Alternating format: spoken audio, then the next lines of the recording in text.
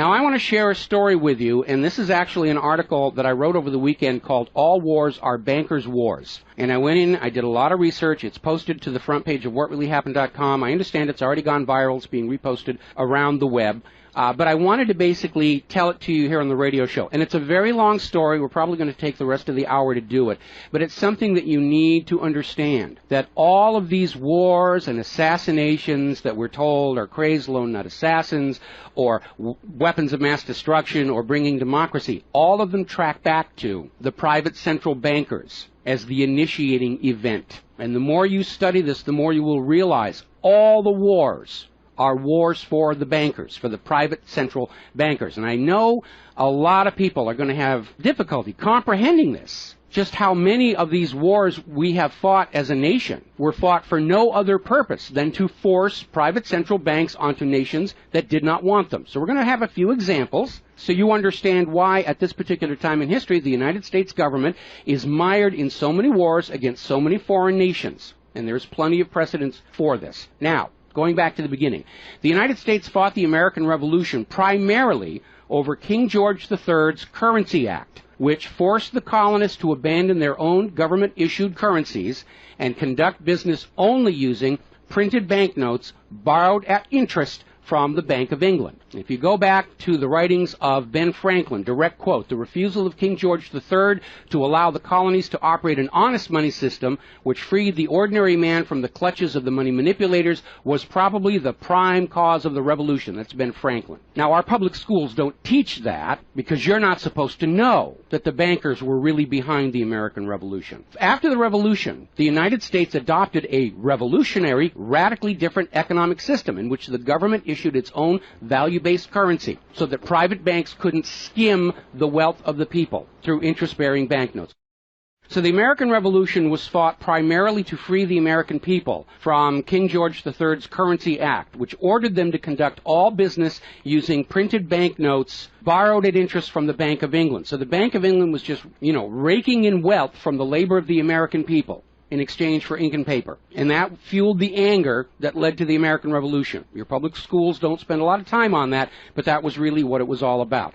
So the revolution was over, the United States was born, but the private bankers are nothing if not dedicated to their schemes to acquire other people's wealth, and they knew full well how easy it is to corrupt a nation's leaders. Now, just 1 year after Mayor Amschel Rothschild had uttered his infamous, "Let me issue and control the nation's money, and I care not who makes the laws," private bankers succeeded in setting up a new private central bank called the First Bank of the United States, largely through the efforts of the Rothschilds' chief supporter in the United States, Alexander Hamilton. Now, this First Bank of the United States was founded in 1791, and by the end of its 20-year charter, the First Bank of the United States had almost ruined the nation's economy while enriching the bank's owners.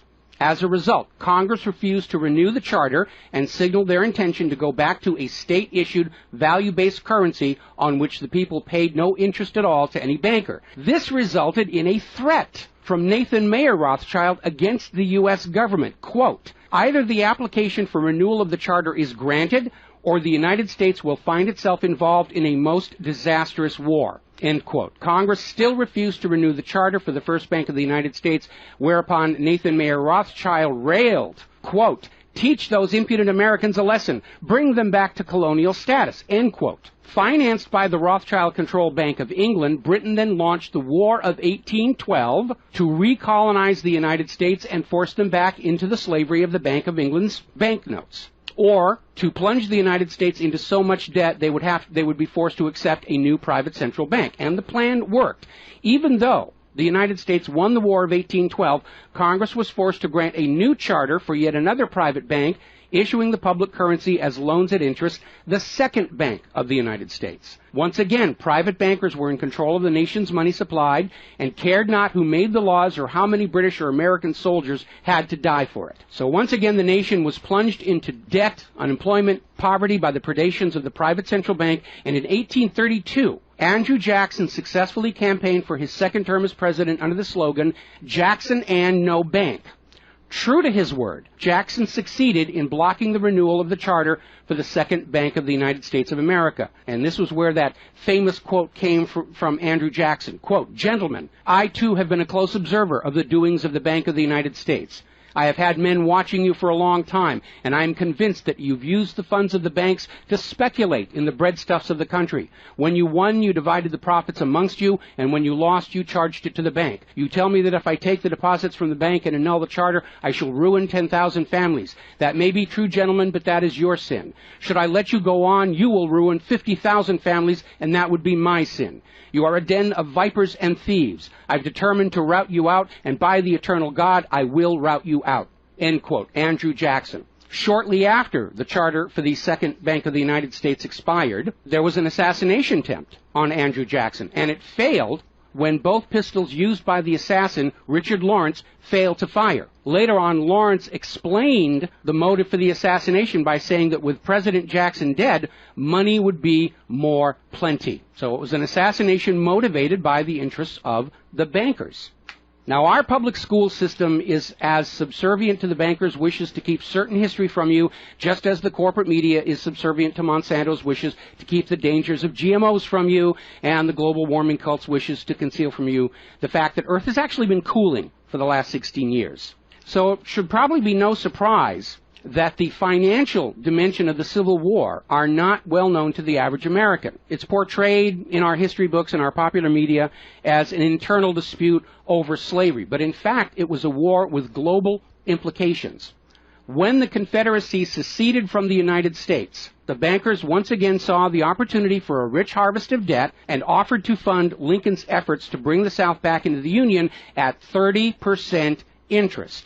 Lincoln remarked that he would not free the black man by enslaving the white man to the bankers, and using his authority as president, issued a new government currency, the greenback. This was a direct threat to the wealth and power of the central bankers, who quickly responded. This is a quote from the London Times following Lincoln's issuance of the greenbacks. Quote, "If this mischievous financial policy, which has its origin in North America, shall become indurated down to a fixture, then that government will furnish its own money without cost. It will pay off debts and be without debt. It will have all the money necessary to carry on its commerce. It will become prosperous without precedent in the history of the world. The brains and wealth of all countries will go to North America. That country must be destroyed, or it will destroy every monarchy on the globe."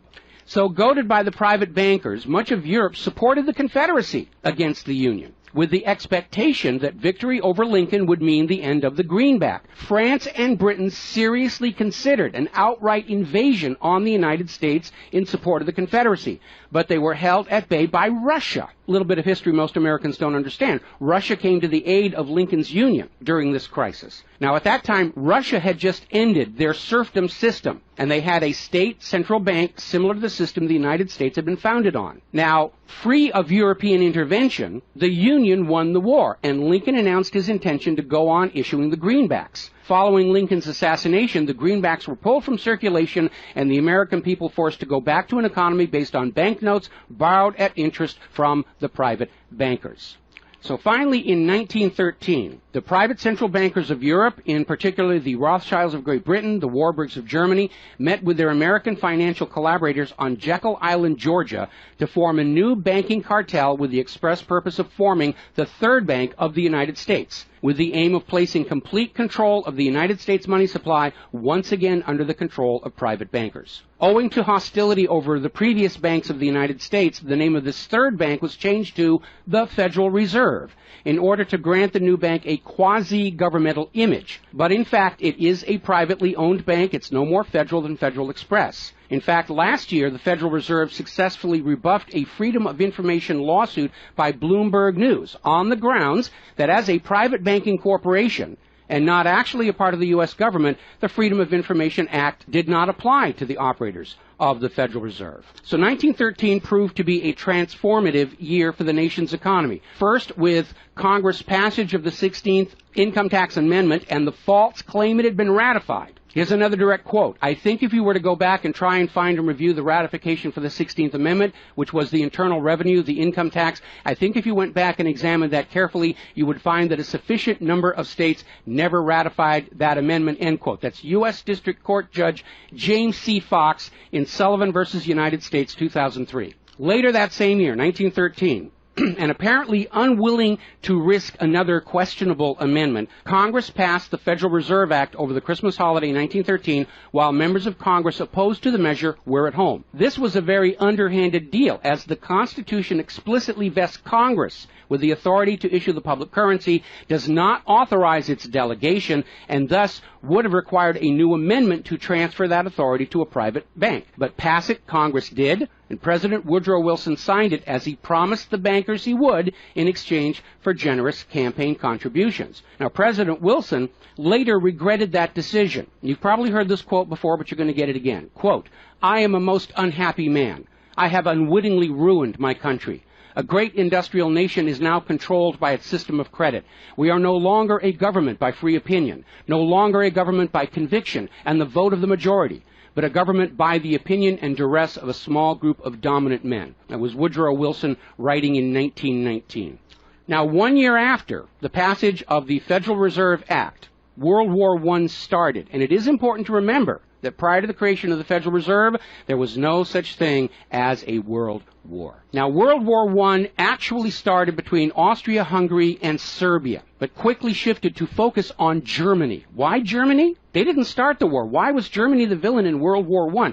Well, the real reason was their industrial capacity was seen as an economic threat to Great Britain. Great Britain's pound was already in decline at the time because too much economic emphasis was on banking and finance, and not enough was on agricultural development, industrial development, and infrastructure. It's very much like the situation we have in the United States right now. All the financial operatives, they want to play the Wall Street games, and other parts of the economy are being neglected. We've lost a great deal of our manufacturing.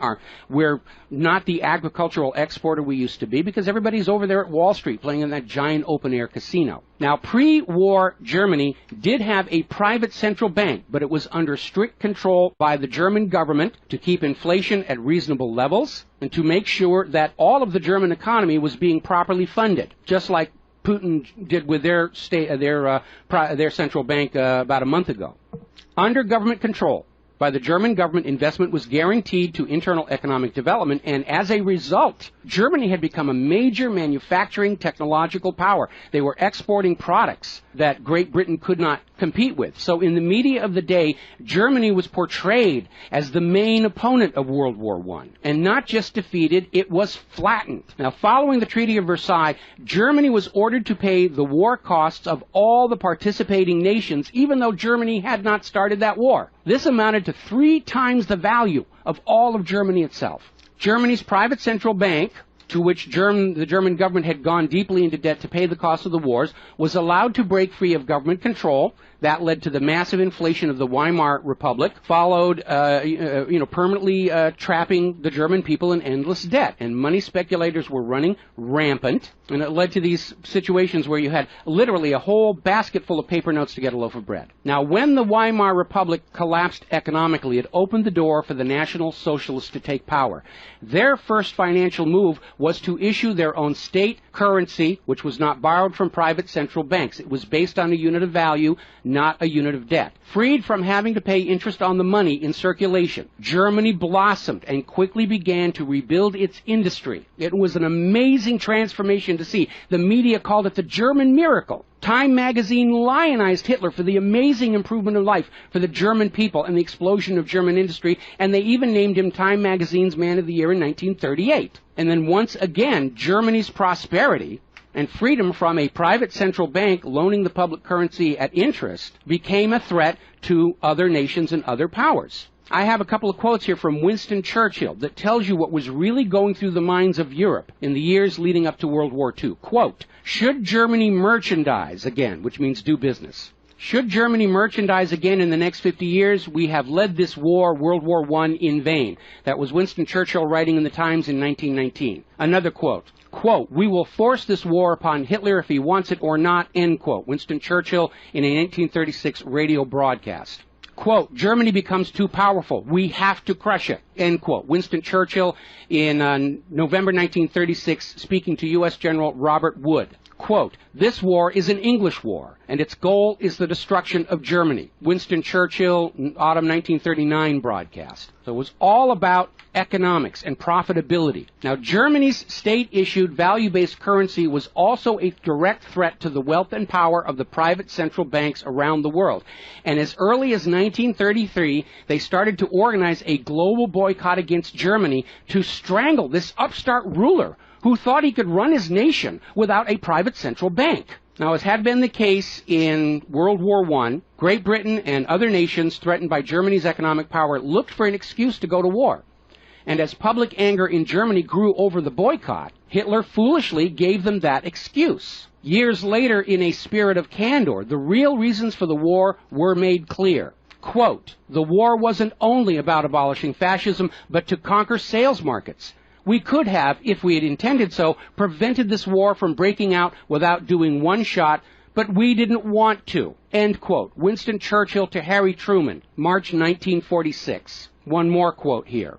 Quote, "Germany's unforgivable crime before World War II was its attempt to loosen its economy out of the world trade system and to build up an independent exchange system from which the world finance couldn't profit anymore. We butchered the wrong pig." End quote. Winston Churchill writing in his book, The Second World War. Now, a little side note, we're going to actually step back in time to the years before World War II. A little bit of history a lot of Americans are still completely unaware of. And it involves a gentleman by the name of Marine Corps Major General Smedley Butler. In 1933, Wall Street bankers and financiers had bankrolled the successful rise to power of Hitler and Mussolini. Brown Brothers Harriman in New York, and they're still there. I saw them when I was there for the 9/11 anniversary. They were financing Hitler right up to the day war was declared with Germany. And these Wall Street financiers decided that a fascist dictatorship in the United States, based on the one Mussolini had in Italy, was going to be far better for their business interests than Roosevelt's New Deal, which threatened massive wealth redistribution to recapitalize the working and middle classes of America. So the Wall Street tycoons recruited General Butler to lead the overthrow of the U.S. government and install a Secretary of General Affairs who would be answerable to Wall Street and not the people, would crush social unrest and shut down all the labor unions. General Butler pretended to go along with the scheme, but then exposed the plot to Congress. So they recruited Marine Corps Major General Smedley Butler to lead this coup d'etat, because Butler was very popular with the soldiers, and his image as part of this move would help convince the military this was the right thing to do. Now, to his credit, Major General Smedley Butler, remembering his oath to the Constitution, pretended to go along with the scheme, but then exposed the plot to the United States Congress. Congress, then as now in the pocket of Wall Street bankers, refused to act. When Roosevelt learned of the planned coup, he demanded the arrest of the plotters, but the plotters simply reminded Roosevelt that if any one of them were sent to prison, their friends on Wall Street would deliberately collapse the still fragile U.S. economy and blame Roosevelt for it. So Roosevelt was unable to do anything about this attempted coup d'etat until the start of World War II, at which time he prosecuted many of the plotters under the Trading with the Enemy Act. Now, mostly it was glossed over, it was just a rumor, unfounded, it's wacko conspiracy theory, but in 1967, the congressional minutes of Smedley Butler's revelation to Congress of the coup were finally released to the public. You ever see this movie, 7 Days in May, Kirk Douglas and Burt Lancaster, about an attempted military takeover of the United States of America? It was based loosely on this story. But of course, in the movie, the bankers being behind the Burt Lancaster character was completely removed from the script here. Now, Smedley Butler is also famous for writing a work called War is a Racket. And I would like to read you a quote from that. Quote, "I spent 33 years and 4 months in active military service as a member of our country's most agile military force, the Marine Corps. I served in all commissioned ranks from second lieutenant to major general. And during that period, I spent more of my time being a high-class muscle man for big business, for Wall Street, and for the bankers. In short, I was a racketeer, a gangster for capitalism.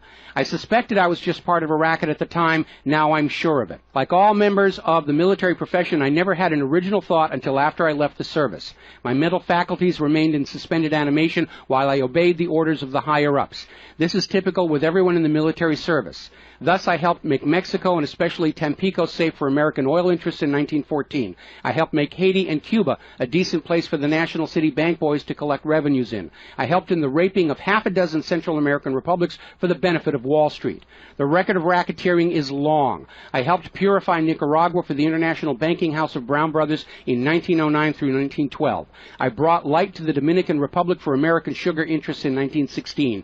In China in 1927, I helped see to it that the Standard Oil went its way unmolested. During those years, I had, as the boys in the back room would say, a swell racket. I was rewarded with honors, medals, and promotion. Looking back on it, I feel I might have given Al Capone a few hints. The best he could do was operate his racket in 3 city districts. I operated on 3 continents. General Smedley Butler, former U.S. Marine Corps Commandant, and he wrote that in 1935. Now moving forward here, as president, John Fitzgerald Kennedy understood the predatory nature of private central banking. He understood why Andrew Jackson fought so hard to end the Second Bank of the United States. So Kennedy wrote and signed Executive Order 11110, which ordered the U.S. Treasury to issue a new public currency called the United States Note. Now, Kennedy's United States notes were not borrowed from the Federal Reserve. They were created by the U.S. government and backed by the silver stockpiles held by the U.S. government. It represented a return to the system of economics the United States had been founded on, and it was perfectly legal for Kennedy to do so under the Constitution. All told, some $4.5 billion went into the public circulation, which eroded interest payments to the Federal Reserve and loosened their control over the nation. 5 months after signing Executive Order 11110, John F. Kennedy was assassinated in Dallas, Texas, and the United States notes pulled from circulation and destroyed.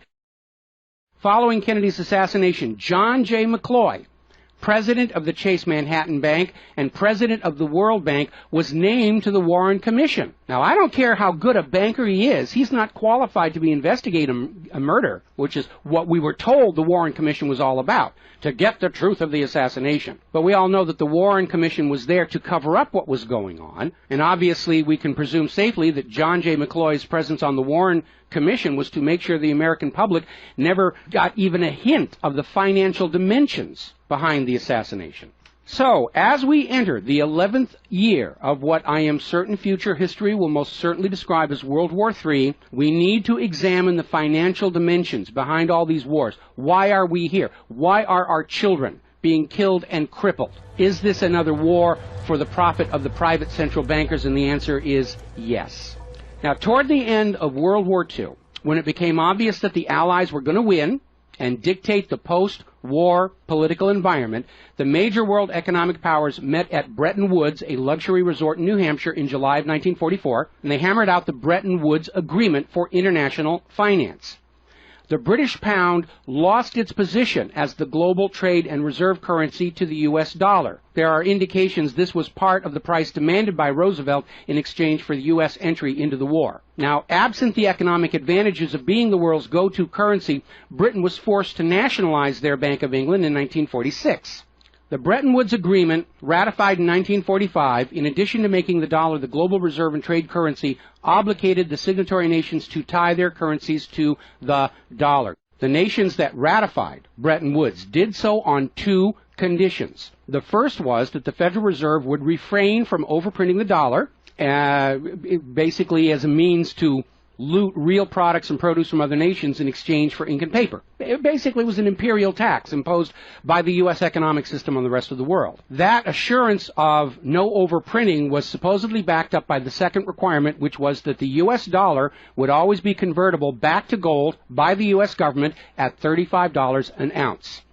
Now, of course, the Federal Reserve, being a private bank and not answerable to the U.S. government, did in fact start overprinting paper dollars, which were sent to other nations around the world, and under Bretton Woods, they had to send back products and produce and raw materials at full value. And much of the perceived American prosperity of the 1950s and 60s was the result of these foreign nations having to send real raw materials, goods, produce, back to the United States in exchange for these little pieces of paper with ink all over them, because they were forced to accept these paper notes as being worth $35 per ounce of gold. Then in 1970, France started looking at this huge pile of printed paper notes sitting in their bank vaults, for which real French products like wine and cheese had been traded, and it notified the United States government that they would exercise their option under Bretton Woods to return all those paper notes for gold at the agreed-upon $35 per ounce exchange rate. The problem was the United States had nowhere near the gold to redeem all those paper notes.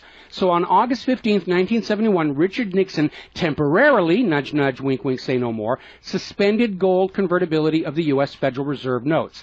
This Nixon shock, as it was termed at the time, effectively ended Bretton Woods, and many global currencies started to delink from the U.S. dollar. And it created another problem, because the United States had been collateralizing their loans, money borrowed from other governments and foreign investors, with the American nation's gold reserves. And with the awareness that there wasn't enough gold to redeem all the Federal Reserve notes, lenders to the U.S. were starting to wonder, did the U.S. government have enough gold to collateralize their outstanding debts? Foreign nations began to get very nervous about the loans to the United States, and they were understandably reluctant to loan any additional money without some form of collateral.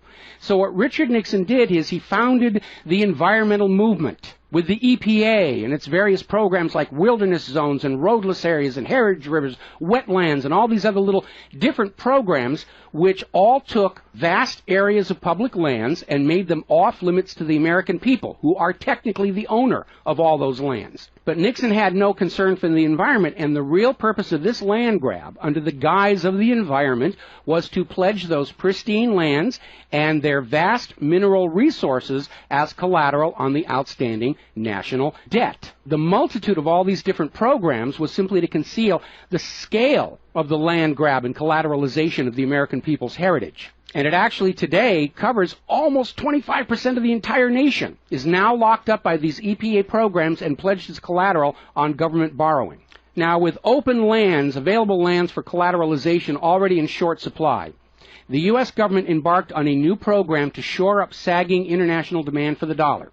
The United States approached the world's oil-producing nations, mostly in the Middle East, and offered them a deal. In exchange for only selling their oil for dollars, the United States would guarantee the military safety of those oil-rich nations. The oil-rich nations would agree to spend and invest their U.S. paper dollars inside the United States, particularly in U.S. Treasury bonds, which would be redeemable through future generations of U.S. taxpayers. The concept was labeled the petrodollar. In effect, the United States, no longer able to back the dollar with gold, was now backing it with oil, other people's oil. And that necessity to keep control over those oil nations to prop up the dollar has dominated America's foreign policy in the region ever since. But as America's manufacturing and agriculture has declined, the oil-producing nations faced a dilemma. Like France, they've got piles and piles of these paper notes and treasury bonds piling up in their vaults, and there really wasn't all that much except real estate they wanted to buy from the United States of America. Europe's cars and aircraft were superior and less costly.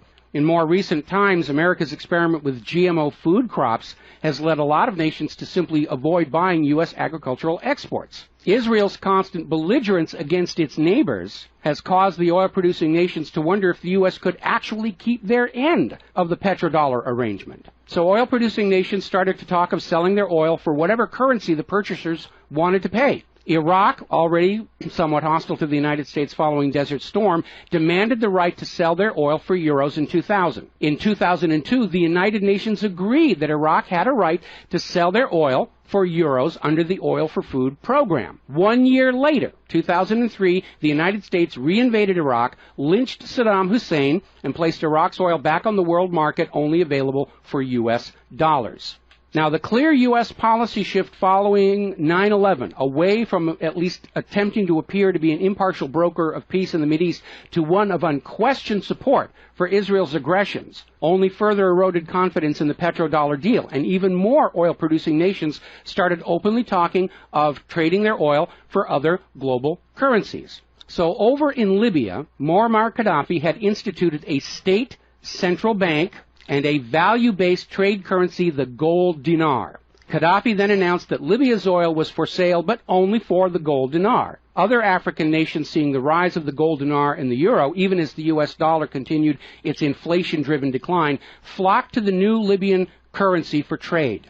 This move had the potential to seriously undermine the global hegemony of the dollar. French President Nicolas Sarkozy reportedly went so far as to call Libya a threat to the financial security of the world. So the United States invaded Libya under the guise of supporting a popular rebellion. They brutally murdered Gaddafi, apparently because the object lesson of Saddam's lynching had not been enough of a message, imposed a private central bank, and returned Libya's oil output to dollars only. The gold that was supposed to be made into the gold dinars, as of the last report I could find, unaccounted for. Now, according to General Wesley Clark, the master plan for the dollarification of the world's oil nations included 7 targets: Iraq, Syria, Lebanon, Libya, Somalia, Sudan, and Iran. Venezuela, which has started selling their oil to China for the yuan, seems to be a late addition. What is notable about those original 7 nations targeted by the U.S. is that none of them are members of the Bank of International Settlements. This is the private central banker's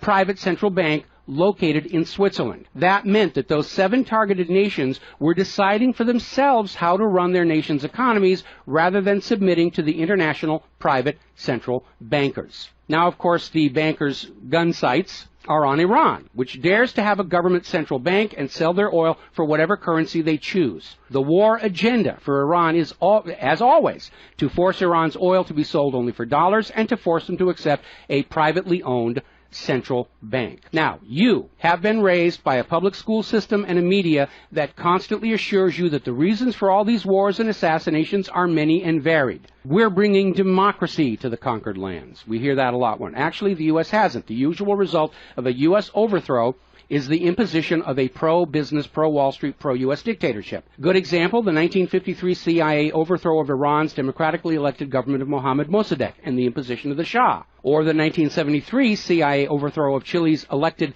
government of President Salvador Allende and the imposition of the dictator Augusto Pinochet. Another one of the excuses we'll get is we have to save the people from a cruel oppressor. That's the one they're using in Syria right now. Revenge for 9/11. That was a big one going into Iraq. And then later on, President Bush was caught on video saying, no, Iraq had nothing to do with 9/11.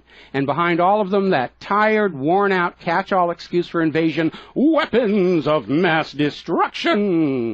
Assassinations are always passed off as crazed lone nuts to obscure the real agenda. And the real agenda of the bankers is very simple. It is enslavement of the people by creation of a false sense of obligation. Now, that obligation is false because the private central banking system by design creates more debt than money with which to pay the debt. There is no way out the way it's set up. It's impossible to escape as long as you're playing by their rules. And you need to understand, private central banking is not science. It is a religion. It's a set of arbitrary rules created to benefit the priesthood, meaning the bankers, and it is supported only because people believe this is the way it's supposed to be.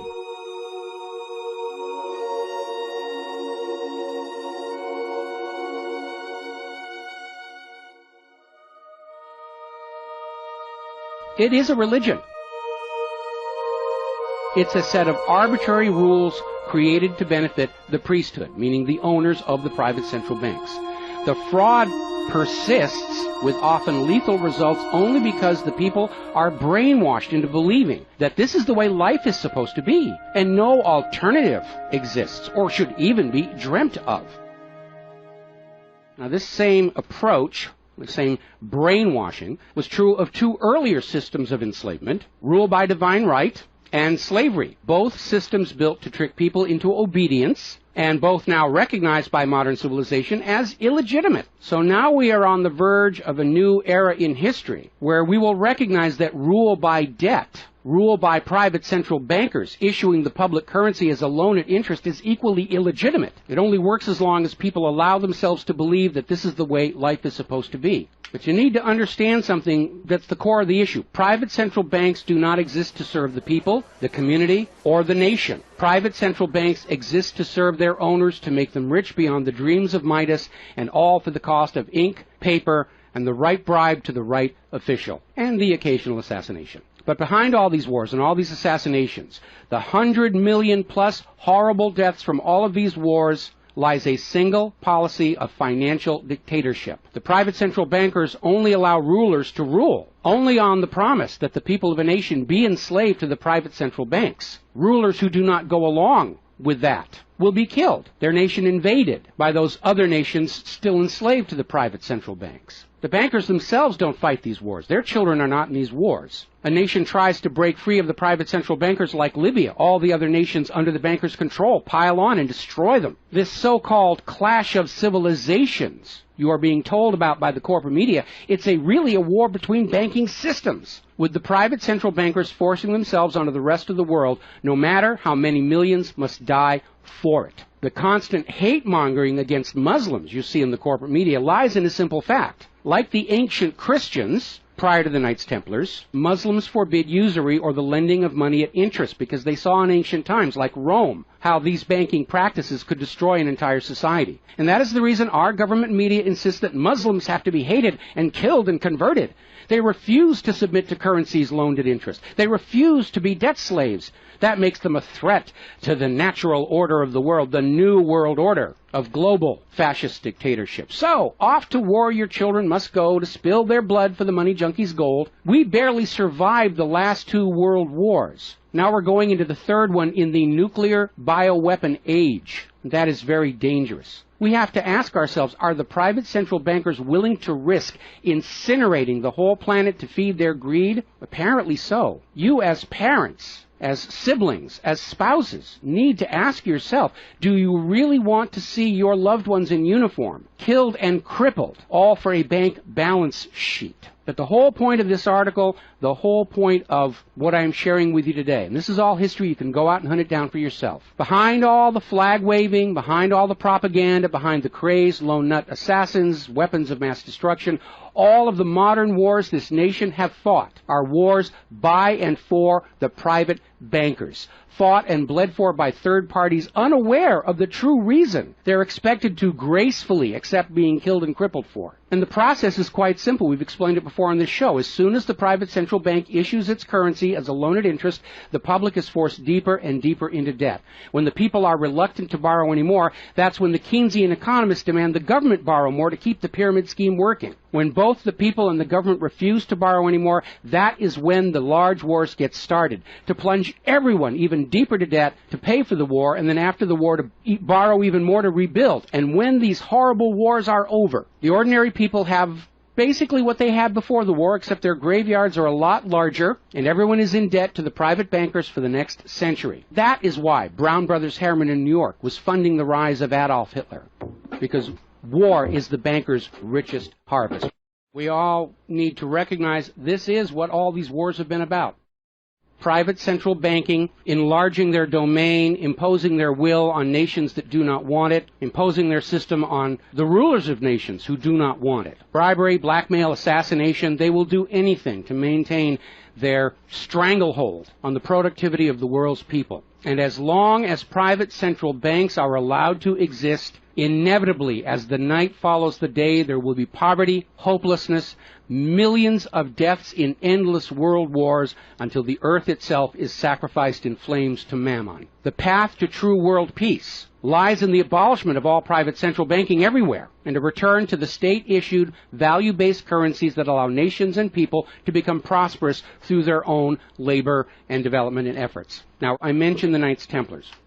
Prior to the Knights Templars, Christianity, like Islam, forbade usury because Christianity, much of Orthodox Christianity, came out of Rome, and they had seen firsthand what debt-based economies do, even to the Roman Empire. They'd seen it firsthand. So they had a ban on usury. And the Knights Templars were able to basically either bribe or blackmail the Pope to get a special dispensation that allowed them to rent money, is what they called it. They didn't call it usury, they called it renting money. A lot of modern predatory banking practices were pioneered by the Knights Templars. And they plunged Europe into hopelessly unpayable debt until finally French King Philip IV, otherwise known as Philip the Fair, did the only solution he could do, because he understood as long as you believed in the rules of the bankers, as long as you played by the rules they created to serve themselves, you are hopelessly trapped. And so Philip thought outside the box, and I know he's demonized for it, but in looking at the history of the Templars, it was his last resort. He sent messages to all of the regions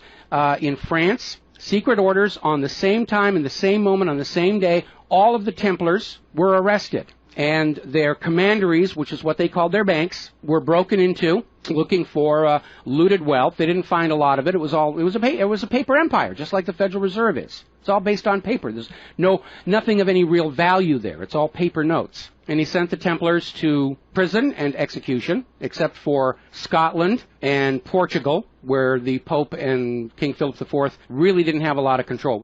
I think that the governments of the world, looking at the situation, looking how close we are to seeing this current world conflict emerge into a full-blown global thermonuclear war, that maybe they need to start thinking about the wisdom of King Philip the Fair and say it's time to simply grab all these private central bankers all at the same time so they can't simply skedaddle from one nation to another and come back and try the same thing again, as they will inevitably do, because these people are addicts. They're hopelessly addicted to other people's money. That's why we call them money junkies. When we see somebody who's addicted to cocaine or methamphetamine or heroin, and we can easily see how they're destroying their home and community around them. Now we need to look at these money addicts and look at how they're destroying the entire world around them. And it's time for an intervention. It's time for us to become private central banking heretics, to stop believing that this is the way life is supposed to be. Because it isn't. It isn't even the way the United States was actually started. And they're trying as hard. Look at